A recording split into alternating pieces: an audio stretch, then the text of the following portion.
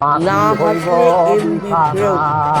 বিছানা বিছাইয়া গোদ খাইলে তানের নেরা হাদা মানো। এই গানটা তো ঠিক মতো গাও, এই গানের মধ্যে আরেকটা ঢুকেছে তুমি। একটা কত নাও যায়।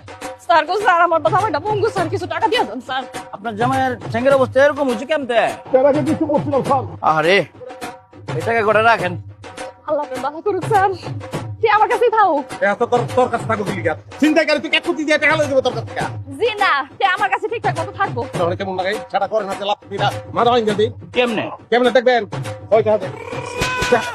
এই আপনি না পঙ্গু বলে তোর কাছে লাগা। দে। দেখা দে।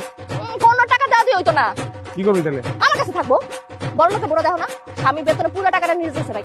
আমি হন থেকে তোমার ইনকামের টাকা নিজের কাছে রাখি। তুই বড় লোকের স্বপ্ন দেখবি কি গা? তুই বড় লোকের বউ তোর জামাই ভিক্ষা করে। তুই যদি সেফ দিয়া গুণে টাকা আমার হাতে না দেস, তাহলে তোর লগে আমি সংসার করব না, ভিক্ষাও করব না। তালাক দিব তার আমি। আচ্ছা ঠিক আছে, অর্ধেক টাকা তুমি রাখো। এক টাকাও দিব না।